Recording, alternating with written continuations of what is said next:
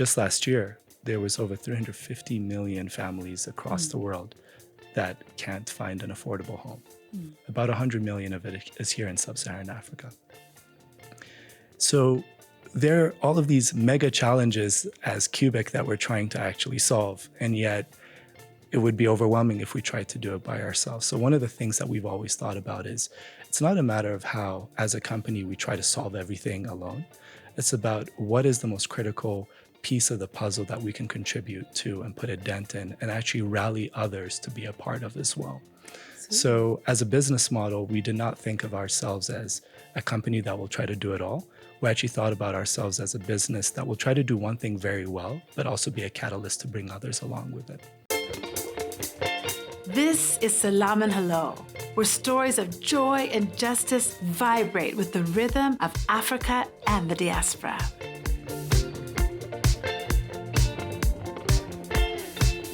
We're worried, anxious group of people trying to move along.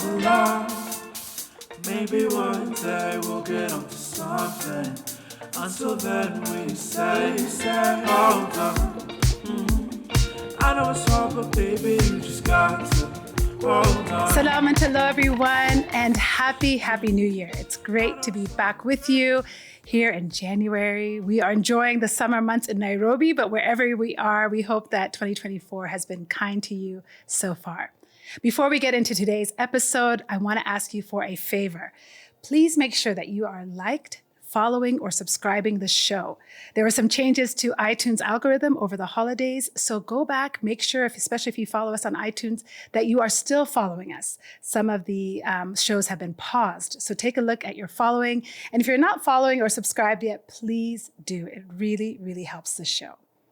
Well, in this new year, we are so excited to bring you stories that continue to build on our values of joy and justice. For many of you, you know my story, that I am Ethiopian, born in Addis Ababa, immigrated to the United States. And then almost 17, 18 years ago, my family moved back to Ethiopia and then have been in Nairobi for many years. What took us to Ethiopia, though, was the work and study of my parents. My mom studied nutrition, and my dad was an engineering student at the time that the DERC was closing many of the universities in Addis Ababa. They had the very good fortune to have an opportunity to continue their schooling in the United States. And my dad went on to eventually get a PhD in chemical engineering. Now, as a kid, I didn't really understand what that meant or what he did. I just knew it was in the sciences, and as any good immigrant child, I knew I was expected to also become an engineer or doctor, or in the worst case scenario, a lawyer when I grew up. My dad spent many, many years in the chemical engineering and the plastics and polymer world. He has over a dozen patents and has really committed his life into thinking about how plastics can be used to best serve families and homes and businesses and governments at scale at times. Well, he's now retired, back in Addis Ababa, teaching chemical engineering to doctoral students. And as I've talked to him in recent years, I've really been moved by his commitment to try and give something back to the country that he loves, the country that we call home. In engineering, there are so many different ways we can go. And in the last few years, it's been clear that one of the best uses of engineering is thinking about and tackling the climate, environmental, and development challenges that the continent is facing. While he's done that through his academic work, there's a world of tech and environmental entrepreneurs that are completely thrilling us and inspiring us with their dedication both to our home countries as well as to their fields of discipline. And today's guest is really a brilliant example of what it means like to give your life in service to others through the skills that you have in the sciences. Kidus Asfaw, together with Pendamare, is the co-founder of Cubix. Cubix is a company that is transforming hard-to-recycle plastic waste into low-carbon, cost-effective buildings in emerging markets. Okay, what does that mean? That means a lot of things, and we're really glad that Kidus is here to help us understand what it means to take plastic waste and turn it into something durable and dignified for communities across the world. At Cubix, they believe in a future where plastic waste can be eliminated and gigatons of greenhouse gas emissions avoided by making durable and affordable building materials. Their model, their work is so outstanding that in 2022, Kubik won the African Startup of the Year and the Best ESG Tech Company of the Year by the Global Startup Awards. that award is basically like the Grammys of the tech and entrepreneurial space, and was truly, that's how I heard about Kidus's work, was through this award, and just how outstanding it was and how deeply committed it was to bettering the lives of people, not only in Ethiopia, but across the world. Kidus's work did not start at Cubix. He has been in this field for some time. He worked at UNICEF, he's worked at the World Bank, and at UNICEF in particular, he was the first lead of their the first global project manager for their innovation hub, working on ways to improve children's lives across 3 different continents. Since then, he has continued to build in this environmental tech world, and his narrative is one of resilience, creativity, and purpose-driven leadership. It is my great joy and privilege to welcome Kidus Asfaw to Salam and Hello. Kidus, karibu. Asante, thanks so much for having me. Such a thrill to have you here. I have to admit that talking to sciencey people is not always my forte, even though I grew up with an engineer dad. But reading about your work, it is so clear that it has a practical, everyday application to our lives. So as we start off, tell us a little bit about the early inspirations that lead you to founding the company Cubix. So I grew up in Ethiopia. I grew up in Addis Ababa. I spent my entire childhood there before heading off for college in the US. When I think about my time growing up, it was a very happy, very fun childhood. My upbringing was filled with people, a community that actually nurtured and took care of me. There was a time during the Startup Awards, which I did not think we were going to win and did not prepare a speech for. The only thing that could actually come into my mind was this phrase of it takes a village. And the reason why that came was thinking about the women who actually raised me. When I was only 7 months old, my mom, her entire career was in the airlines industry. She was a flight attendant for Ethiopian Airlines. But unfortunately, when I was 7 months old, she had a terrible accident at work, and she was away for about 1.5 years on rehab. And when I think about that moment, there were so many women who actually took care of me. My neighbor, she was a pediatrician. She made sure that I was eating well. I had Mama Munira, who's a Yemeni lady right across the street from us. She made sure that I was home all the time, that I was safe. And these women were the ones who actually made sure that I became the person that I am today. And I am one of the very few fortunate people to have had the community, the resources around my family to have a great education, great healthcare. But if I also think about how the majority of Ethiopians lived, it was through that community, right? And I've always became a little bit challenged in understanding why that community has been eroding in a very fast growing city. And this is the narrative in any city that you go to. The bigger you become, the more densely populated you become, the sense of community disappears. But I don't see that in Ethiopia. I don't see that in Addis Ababa. After coming back home over a decade later, I still saw that. I go back to my neighborhood, and it is Mama Munira who's still asking me as a 30-year-old guy, have you eaten? Right? And I've really valued that, and that's something that I've really tried to reflect in anything that I do, either as a father, but also as someone who's built this company from scratch as well. So that idea of community is not, I think, the story maybe, I don't know, I'm not a tech entrepreneur, but it's not the story we always hear at the front of a business vision statement or, a 5-year plan. So this idea of community, how does that then inform the way that you want to continue to build communities? How does Cubix contribute to this idea that it takes a village? So when we think about the problem that we are trying to solve, it's mega problems, and there's not only one, right? We're trying to eradicate plastic waste. Plastic waste continues to accelerate in growth every year.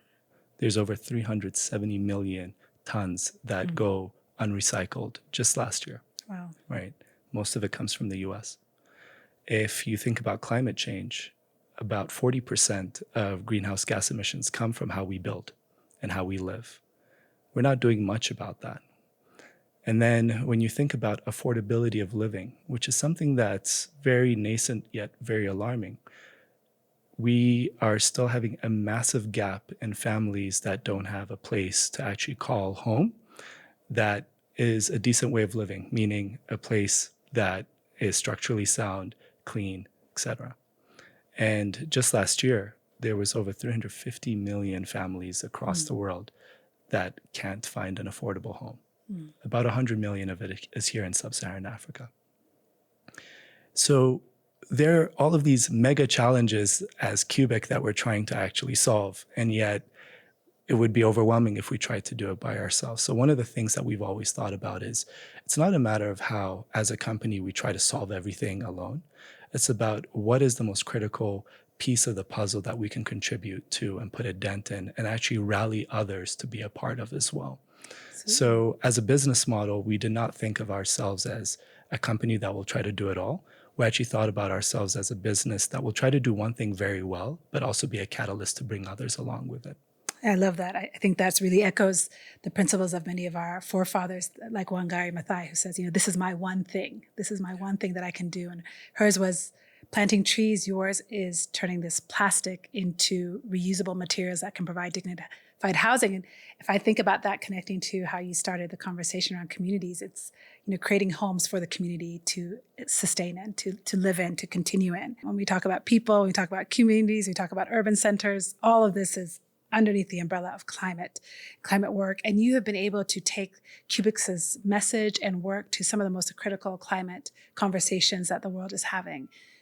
When you tell the story of climate and the continent and Cubix, that kind of triangulation, what's the story that you're really putting out there that we need to focus on the most?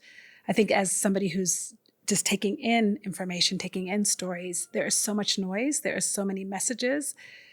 I think about policy work, and I think, Africa's countries have really committed to very aggressive emissions numbers. They are, and despite not contributing as much to the world's, greenhouse emissions and whatnot. So when you think about that triangulation, communities, Cubix, climate, what do we need to pay attention to the most? What rises to the top for you? Climate change as a word is probably the most overwhelming word. And it's probably the most paralyzing word as well, because you don't know where to start or what to do. A book that really changed the way that I think about it is called Project Drawdown. Okay. Project Drawdown quantified the problems by sector, by products, by all these different things, and said, here's how greenhouse gas emissions could actually be broken down. And then also listed possible solutions, like quantitatively, of what we can do, and ranked it. Before reading Project Drawdown, I would have probably thought transport, like fuel consumption, is the biggest thing that we can do. But then I saw road and infrastructure, and I'm like, what the heck is that? Like, how is that possible? And that's really where the idea of inputs that make and build cities and countries are the biggest culprits came to mind. The other one on the top 5 was educating women. I like that. Okay. Quantifiable. Right? Yeah. It didn't come from the heart. It came from data, right? I think the moment that we're able to break down and understand what we can really do to curb climate change, we can then take action around it. And for Cubik, that's how we actually started, right? We knew that we were tackling one of the biggest culprits. And if we just paid absolute focus and attention to how we can do that at scale, we can actually make a difference, right? And then you start thinking about, well, when we start doing that, there's many other things we're going to touch on, right? Plastics was one, right? Plastics are made from oil. I don't know if you knew that. It's made from petrol. I should know that as the daughter of Dr. Solomon Bukala, but I didn't. Right? It's made out of petrol, Sure. right? So you have this extractives industry that you're also starting to upcycle and make more sustainable. You start thinking about communities and how urban design can actually affect the use of energy consumption. You have women in education, and how just by having a sourcing plan around women entrepreneurs can actually dramatically affect that as well. But we still stayed focused as saying we are one one piece of a very complex puzzle. So if we knew what that piece is and hope that piece is big enough to make a big dent, how do we also bring others that interconnect with us along with us? So when it comes to climate change, I think what's really helped us is thinking about it that way. On one side, we decided we're not a recycling company, so we actually work with those that mobilize waste collectors. We work with cities that have a big stake in how we can actually get this. And on the other side, we work with real estate developers. So one of the interesting things is our business models, we sell walls, right? It's super simple. Yeah. But the moment you start engaging them, they start asking you about, well, how can we design things so that we have more high density communities? How do we start thinking about making your product in a way that can also save on energy, right? So now they're helping us think about other potential ways that our product can affect the built environment in a more sustainable and positive way. Which makes sense. If you're making a product for a community, they've got to inform what works and what doesn't. Yeah. Exactly. So that's definitely helped us. When we went to COP28, one of the most encouraging things that I saw is an entire day dedicated to the built environment. The built environment meaning exactly what you're doing. Yeah. What does that mean in a layperson's language? The built environment is everything that's required to make your home and for you to live in it, right? So that includes how that house is built, how you use land to make sure it's built well, how that home is not consuming too much energy, how you can live off-grid if possible. It's all of that stuff that contributes to over 42% of the greenhouse gas emissions to date. Oh my goodness, wow. Right? More than cars. I don't think that is something, I'm so glad you're saying this is something we need to think about at the top, because not everyone has a car in the continent we love. And so, but everyone's living in something for the most part. And that's 42%. Wow. Yeah. So rooting that back to Africa, there's definitely a discourse, an understandable discourse of why are African countries bearing the burden of curbing greenhouse gas emissions that they're not significantly contributing to. Right. The way that I would actually think about it is we have an opportunity to do things differently, right? We shouldn't see it as a burden, but we should see it as an outlet for innovation that we can then export to others, right? Cubik is a very small company doing a very small thing right now. But the fact that we might be able to export a technology that's transforming plastic waste, petrol-based chemical, right, into a more sustainable housing material in Ethiopia, in Kenya, becomes an outlet for the Ethiopian, the Kenyan, the African economy to export this to others that need it as well. 100%. Right. Yeah. So if we don't see it as a burden, I think we also have that mindset shift of how we invest, of how we think about things differently so that we don't fall into that same trap that others do. So let's talk about kind of the nitty-gritty of how this model works. You mentioned some really alarming statistics about the need for sustainable housing for so much of the world's population.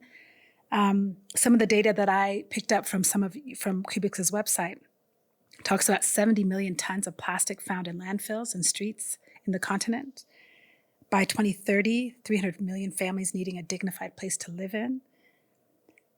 The carbon footprint in African countries has risen by 123% since the 1990s. These are alarming statistics, mega statistics to the mega problems that you mentioned. What are some early indications that this Cubix model is going to work? It's really important that we think about the product and what it's actually doing. So if you take a brick, which is one piece of the Lego that we make. I like Legos, that I can understand. Right. So we make walls. That's our product right now. And this product is made out of interlocking pieces of building materials that real estate developers need. And obviously the one thing that's relatable to everyone is a brick. So if you take that one brick, it consumes about 2 to 3 kilos of plastic waste. Okay, one brick is 2 to 3 kilos of plastic waste. So is a brick like this size, just to give us an idea? Yeah, so think of it as 10 by 50 centimeters. Okay. Right? It looks like a piece of Lego. Yeah. Very strong, very beautiful and boring. But it takes 2 to 3 kilos of plastic, right? Okay. If you think about most plastics, they're very lightweight. So the ability for it to consume all of this trash on its own is massive. On top of that, it's about 40% cheaper than what you can buy on the market, which is usually made out of cement. Okay. Right. Cement, if it was a country, would be the third largest greenhouse gas emitter in the world. Wow. Right. Just the production of that material. Just the production, the transportation, the use of it is very bad and polluting. We're able to reduce that pollution by over 5 times. Wow. Right. So we already know that we have an incredible product that's able to do a lot when it comes to affordability, able to take out trash that many people are not able to recycle, but also making sure that it's contributing to the fight against climate change. So a lot of what we start to focus on is, well, great, we've made this awesome product. Now, do we need to become recyclers and real estate developers and do all this stuff? And the answer was no, right? We need to be a company that really focuses on making this brick cheaper, a lot more sustainable, and find ways of even taking in more types of trash in the future, right? Something beside the plastics. Exactly. Yeah. And there's many types of plastics, which we can talk about later. This is where I needed my dad to co-host this episode with me so we can get into the different plastics that inform this model. You in your writing, this idea of the plastics and just we can't drive really anywhere in Addis Ababa or Nairobi and not see some places. I think both of our cities are doing better about collecting it and maintaining some cleanliness, but it has to go somewhere. It lives somewhere. Even if it's off the streets, it's going somewhere. So our use and consumption of plastics is still beyond, what is good for our communities. And in 2018, there was a really tragic avalanche in Addis Ababa where people who were in the collecting trash, picking trash, over 100 people were killed in an avalanche of trash in one place. Tell me what that tragedy told you about the story that we're writing for our big urban cities that continue to grow on the continent. Municipalities are doing their best with very limited resources. And the thing that fascinates me about city managers, taking Addis Ababa as one, is with the limited resources that they have, they're having to deal with a accelerating population in their jurisdiction that ultimately have to throw stuff out, have to find places to live, and obviously need places to work. So it's a very tasking challenge. Now, when you think about waste, they are doing their best in making sure it doesn't end up near your house, because the worst thing that can happen is you have contaminants near your place that can make you sick, right? Think of a clogged sewer, or think of stagnant water that can later on breed malaria-borne diseases, right? Or mosquito-borne diseases. So they're doing their best. And the best way that they can do that is putting it in one managed area. And that's what we call a landfill. But landfills, like everything else, have an expiration date. There's only a certain capacity that you can take it to. Now, in the case of Addis Ababa, there's one major landfill. It's called Koshe. Koshe is also slang for dirty, right? But for me, I've realized that Koshe is actually a slang word for home. You have over 2,000 people that subsist on collecting or picking waste and trying to add value to it, right? We call them waste pickers, but I would rather call them entrepreneurs. They're actually finding opportunities of how somebody else's trash has become valuable. Usually that's been around scrap, water bottles, that type of stuff. But if you kind of zoom out from Koshe, it's not only these people are working in Koshe, they're also living there because they do not make enough to afford living anywhere else. And Koshe has been around since the 60s. It's over a decade when it should have been decommissioned. But unfortunately, when it comes to finding land to have another place, when you think about resources to do this, it's limiting. And it's not a unique problem to Addis Ababa. It's what we see all over the world, including the US. So Koshe, unfortunately, was at overcapacity and it had an avalanche. Literally think of a snow avalanche, but that snow is trash. and it killed people. And for me, what that said is several things.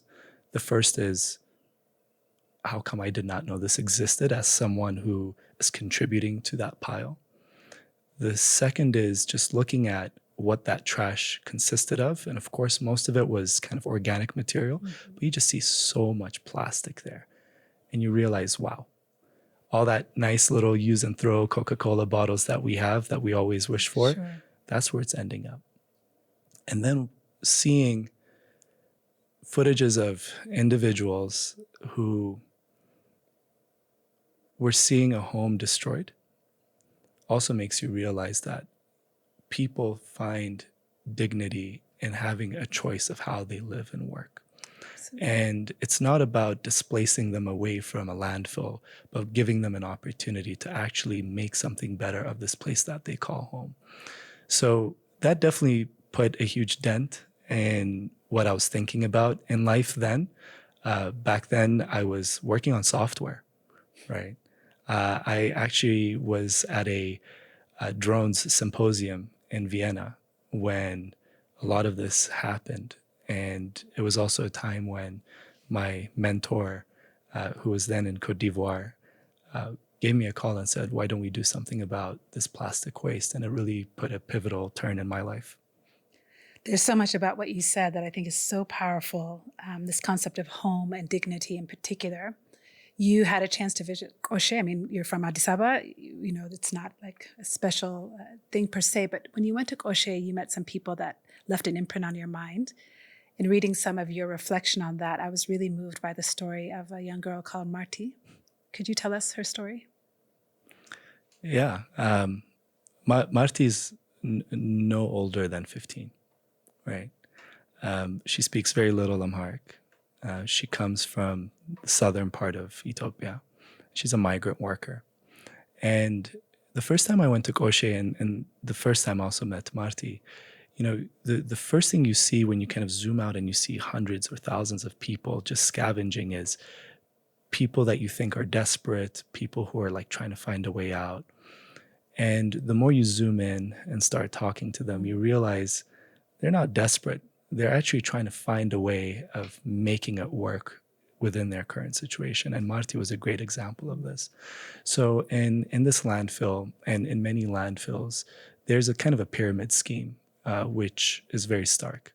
You have middlemen, very few of them, who kind of are the interlocutors between companies like Kubik who are trying to buy trash and those who are picking it. And they make incredible margins, right?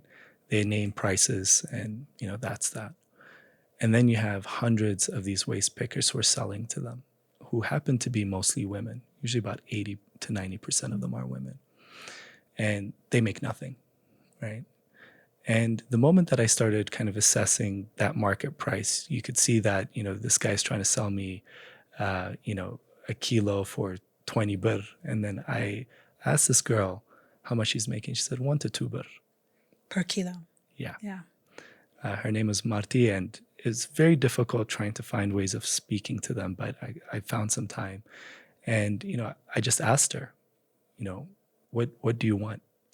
She said, I want to make more. And I want to actually, and her concern was less around how much more money she can make in life, but how she can actually find ways of picking more. Like she was actually thinking like an entrepreneur, right? She said, you know, I'm actually thinking of making a little bit more money so that I can have my own kind of crew and then kind of grow that business out.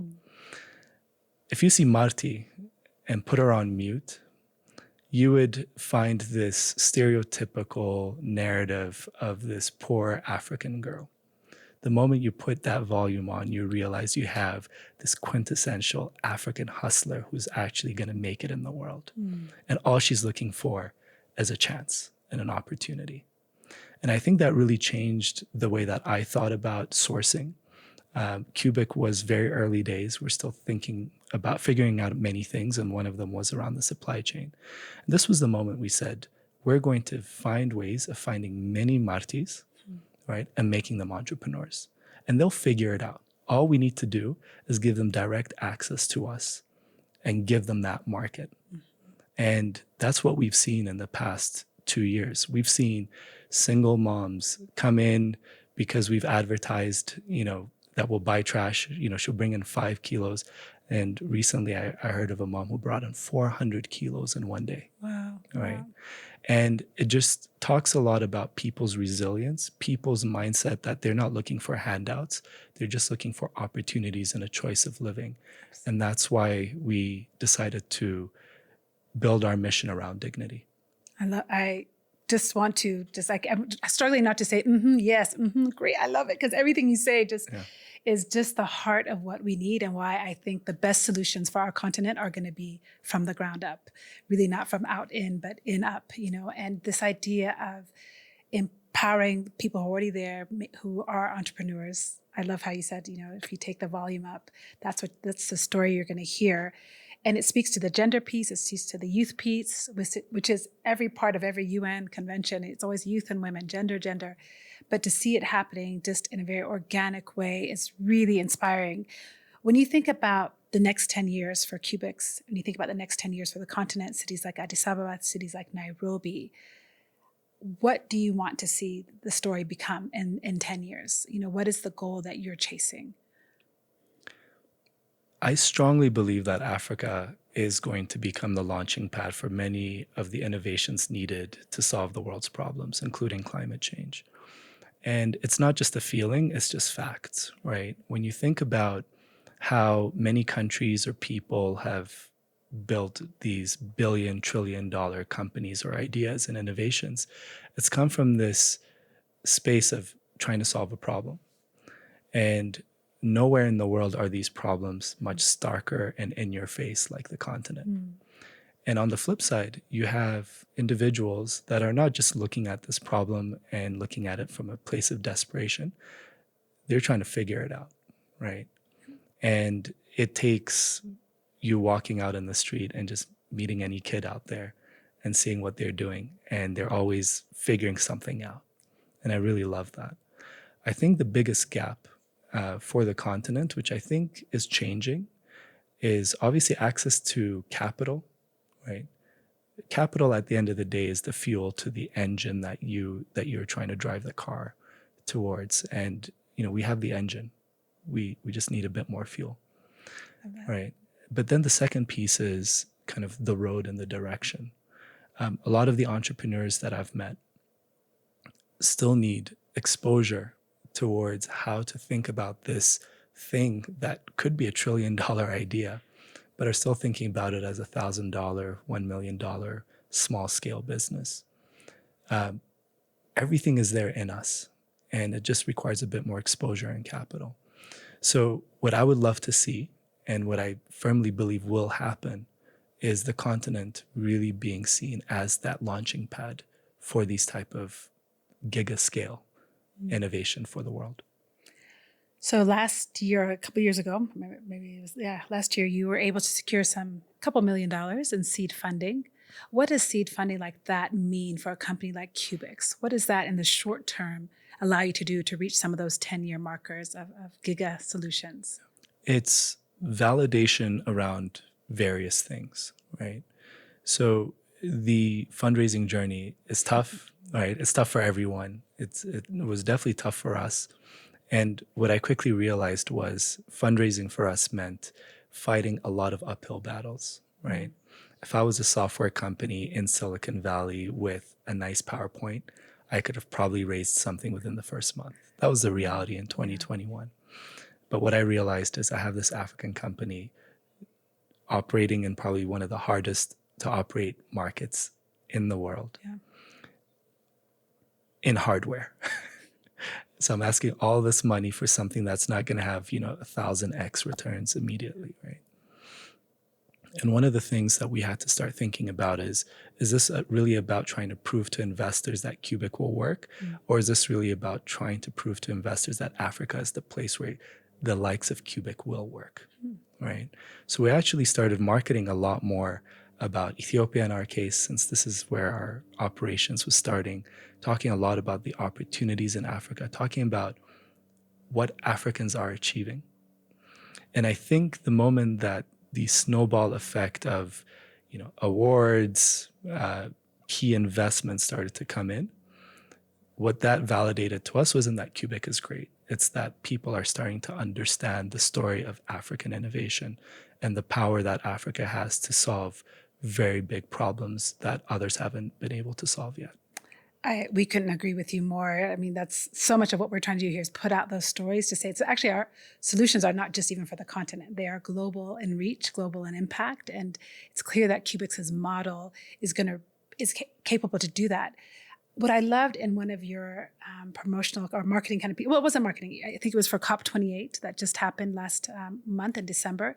You talked about the work that you're doing. You took your son to see some of your work and you showed him, I think, a school. And your son had an idea for you. And I want you to tell the story and put it in on your words, but it spoke to me about this long-term impact that can happen as we continue to innovate here on the ground and keep our ideas at home. So please tell us a little bit of that conversation, what that was like, because I think it speaks to what's ahead for the continent and how bright the future can be. Yeah. One of my biggest role models is my dad, right? He's... Me too. Yeah. And people sometimes underestimate the value role models have in creating resilient communities, creating a country, a nation, right? Creating a strong identity amongst a group of people, right? The moment a child sees someone who looks like them doing something that they want, they believe they can do it too, maybe can even do it better. And obviously that was an inspiration that I've drawn from my dad and what he's done, trying to do something even more than him. Well, now I have to ask you about your dad too. I'm happy to tell you a lot about him. But I definitely see that in my kids as well. I'm a father of 3. My middle child, Lucas, is just phenomenal, right? This really confident kid who believes he can move mountains. And we built our first daycare, our first building in Ethiopia that was made out of plastic waste. And one of the things that we decided to do as a team is, instead of making this kind of stiff inaugural thing, we said, we're going to actually bring our kids, right? They're the ones who are going to inaugurate it for us. Great. And it was under this philosophy that at the end of the day, what we are building here are roots for others to also follow on and build on what we've started. And one of the things that he said to me was, he looked at this, single story, kind of cute, daycare and said, he's like, why is it only 1 floor? I said, well, that's kind of what we can do right now. That's our limitation. He said, okay. He's like, well, I'll build a skyscraper when I take over Kubik one day, right? I believe that kids can be molded in any way that you would want them to. And I think, through our work, through us as parents of countries that have been historically misrepresented, we have that opportunity of really changing that narrative of them being custodians of building even a bigger, brighter future for the country and the world. Thank you for that. You've said so much in that statement of just that story with your son. A couple of months ago, interviewed some Sudanese people in the diaspora, kind of reflecting on what's happening in Sudan right now. And the world kind of has a narrative, as you've rightly said, about the continent, around different places. And my question to them was, tell me about your Sudan. Tell me about the Sudan that is maybe not in the headlines every day. So in just hearing a little bit about your dad being your role model and your son who's going to take this to the next level, tell me about your Ethiopia. Tell me about the stories of your dad and others. You've mentioned the amazing women who helped raise you. That is the story of Ethiopia that maybe doesn't get to the headlines. Ethiopia is a country and a group of people that have prehistoric roots, right? And they have a very complex relationship with one another, right? To put it lightly, right? We've torn each other apart and rebuilt ourselves over millennia. And that has created this very rich and vibrant culture and identity amongst us around who we are as a group of people. And one of the things that I actually like is you can never box us in, right? Absolutely. I think we sometimes as a group of people have this frustration that sometimes we feel fragmented. But I really feel that it's that you just can't box us in, right? we have a social contract amongst each other of who we are. And we're very rich amongst that. Now, when I think about my dad, he was a rebellious kid, came from a fairly affluent family, but could just never be boxed in, right? And my grandpa, his dad, was kind of frustrated with him and kind of sends him to boarding school, rebellious in boarding school. He comes back, and at the end, he just said, "You're going to military school." And my dad says, "That's when I became a man," right? And he brought that from a place of understanding what it means to be holding value as a human being. And it's starting with yourself and how you contribute from yourself outwards. He was one of the youngest kind of cadets who then went to fight in the Congo War as an early 20-year-old lieutenant. He got to see the world through that.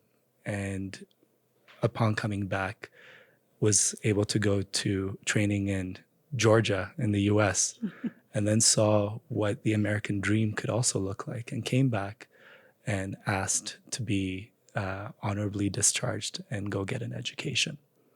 While many were chasing a dream of prestige, he was chasing a dream of knowledge and curiosity. And he was very lucky to have someone who actually saw that in him and sent him off. And he grew up, as in a new form in the south of the U.S. With a prominent white family as his host family that he still calls mom and dad in the late 60s. Wow. And he experienced everything that you can imagine a Black man in the South would. He was in a fraternity. Oh, he was goodness. a beta. Oh, my goodness. He participated in the Black Panther movement. He marched with very prominent civil rights activists, all while still coming back home to a white family. And he really exemplified to me of what the human identity is. He did not see it as black and white, but he saw it as people being able to work on a social contract together. And meanwhile, when all of this was happening, he pursued all the way to becoming a sociology professor. And he turns on the news and sees that his friends, his cadets, fellow cadets, have now overthrown a government and a emperor that he loves. And it created the struggle for him of what it means to know these individuals and yet see them do something that was against his belief or what he believed the country should be going towards. But nevertheless, a few years on, these same friends call him and say, "We need you to come and help us rebuild a country." And he committed to that, and he actually came back. And even though it was a regime that he did not stand for ideologically, he believed about this commitment around public service to a group of people that he feels he represents. And throughout all of that, again, another shift came, and he lost it all. And he decided to become a farmer, of all things. And while I was growing up, I spent a lot of time in a dairy farm. That's how he paid for my education with my mom and gave me the best education, because he believed the same way that he had an outlet for knowledge and curiosity, the best investment he could make for his kids was through education. And ever since then, he sold his farm, he's written books, he's telling his life. But I sometimes feel I'm kind of living that life through him as well, right? I used to be a software engineer, went into international development, and then became an entrepreneur. And he's always said to me something that's always stuck, which is, there's no such thing as a good life or a bad life. There's life, you're gonna live it, and then you're gonna die. So make the best of it, but don't hurt anyone along the way. And that's just a life philosophy that I try to convey to people close to me, and obviously live it through the company that we've built. Oh, that's really, what a story. Thank you for sharing that. When you look at, kind of the city you live in now, Nairobi, and your home, Addis Ababa, what can we learn from each other across these borders? I think oftentimes, I don't know if you've heard this here in Nairobi, I hear people say when they go to Addis Ababa, oh, Addis Ababa is like Nairobi 15 years ago. They'll say things like that. And we see both cities growing, infrastructure, highways, skyscrapers. I mean, you cannot go anywhere in Nairobi or Addis Ababa and not see a crane somewhere. And you can also see these informal settlements, right alongside that development. So when you look at Nairobi, and you look at Addis Ababa, two really important cities for the world as well as the continent, what can we learn from each other? That these cities maybe are both doing well, that we can really learn and observe. I think sometimes we forget that cities or countries are being governed by human beings, right?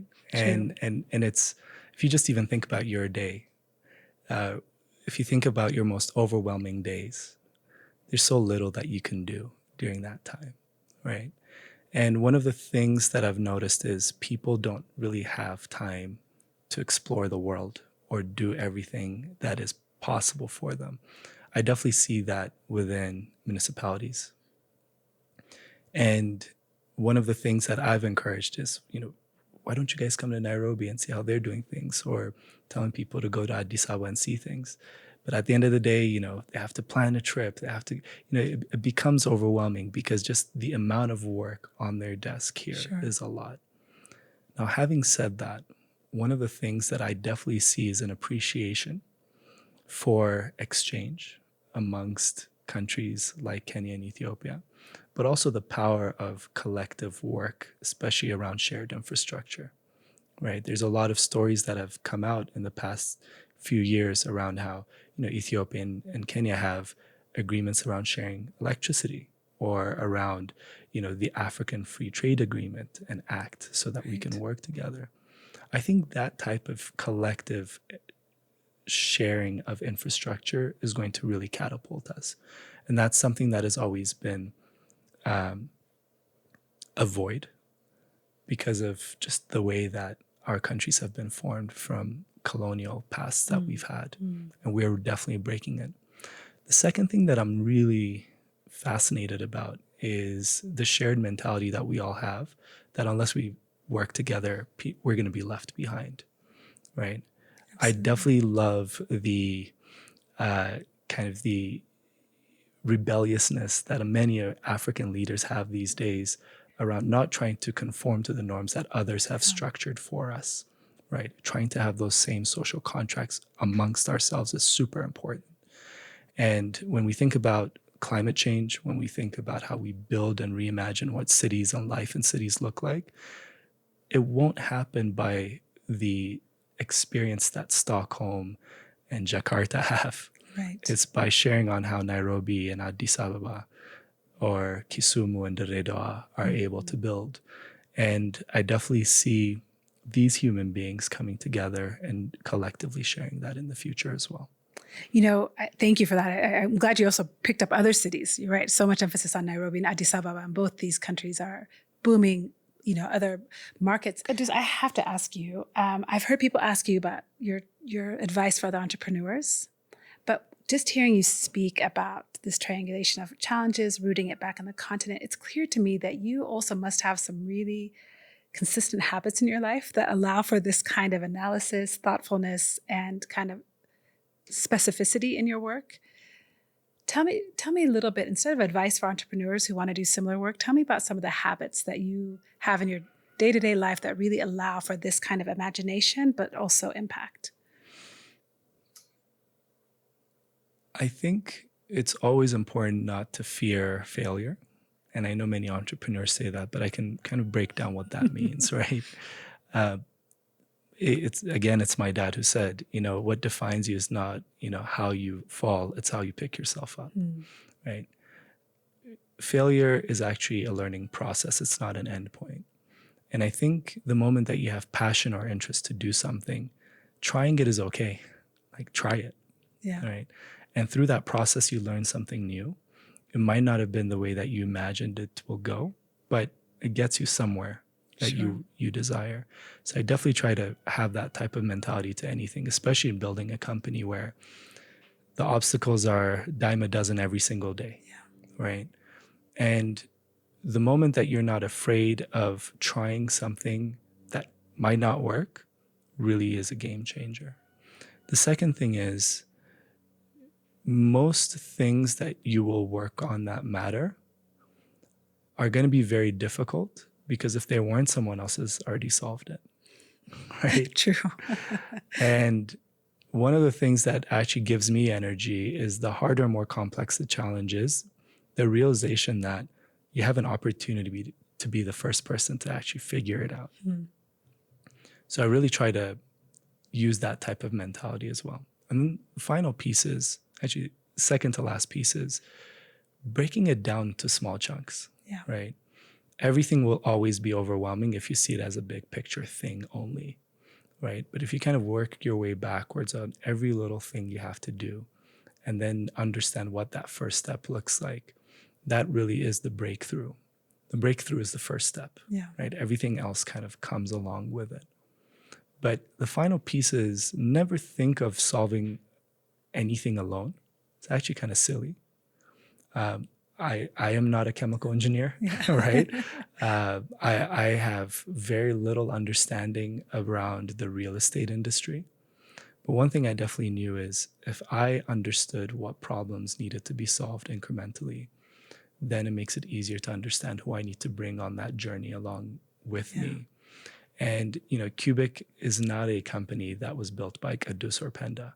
It was actually built by now 47 very smart individuals that are very hardworking and experts in their domain. And they've had the power of collectively working together on a common challenge. And I think entrepreneurs need to understand the lonely journey should only be that first step.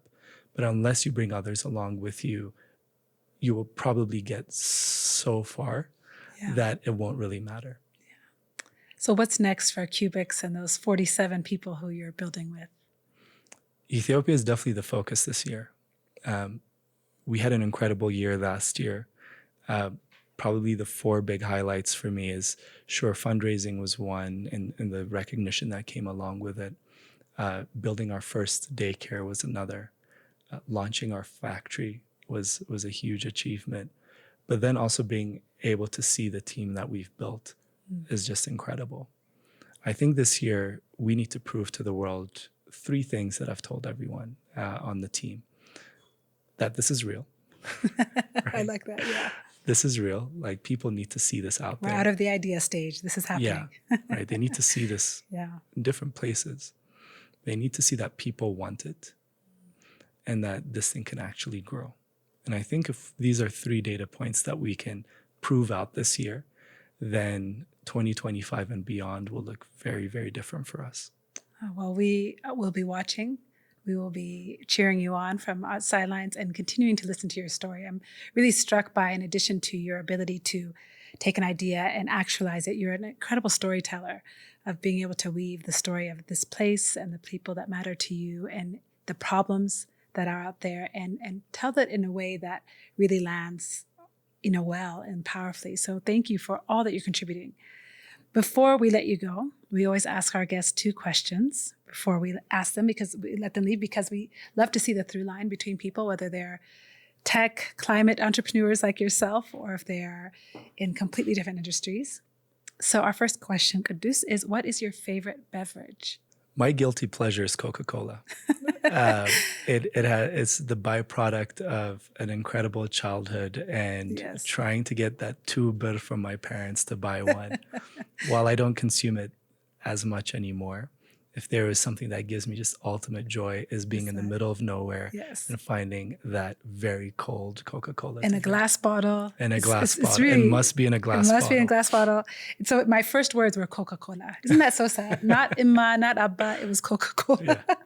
So I share that affection. And it tastes different on the continent, I think, right? Because they use sugar, not corn syrup. That's what I've heard. It tastes different in Ethiopia. It tastes different in Ethiopia. And if there's one place I have it, it's only in Ethiopia. All right. Well, next time we're both in Addis, my treat to a cold Coca-Cola. My pleasure. Sometime. And, the last question, our show is all about joy and justice. And the work of Cubix just brings me tremendous joy as somebody who's looking for how are we going to continue in this continent with all the mega problems, to see the mega solutions you're creating it's really quite joyful at its root. So we would love to know, what is bringing you joy today? Seeing a happy customer. Nothing there's no number you can show me on an Excel spreadsheet that has the power of giving me joy than talking to an individual that we've made a difference in their lives around. A lot of that has recently come from waste collectors. There's just so many individuals out there that are just strong, resilient women who are not looking for handouts. And that is fuel to whatever we do. Yeah. And it's become the base and the core of the soul of Kubik today. What I definitely want to see is that same waste collector, that waste entrepreneur, now living in our home because she could afford it.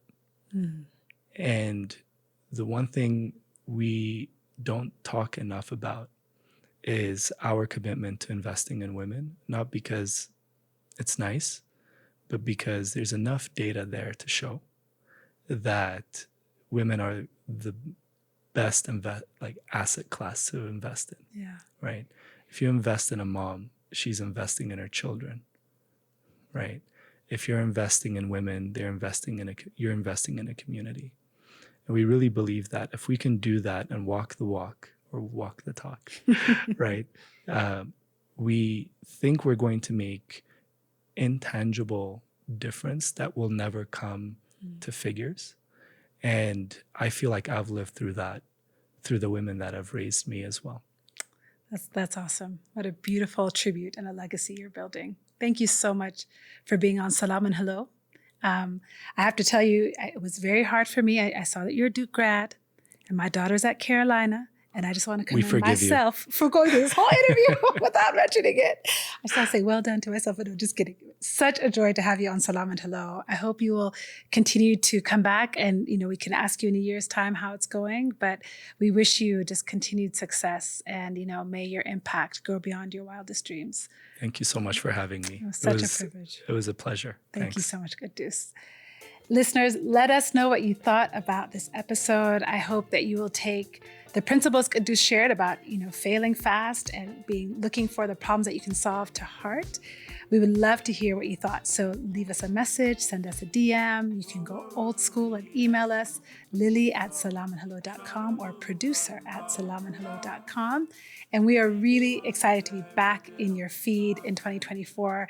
We're going to keep bringing you these stories of joy and justice, and we hope that you'll continue to be with us week to week. So until we meet again, peace. Hold on.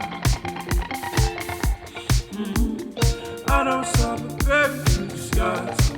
Hold on.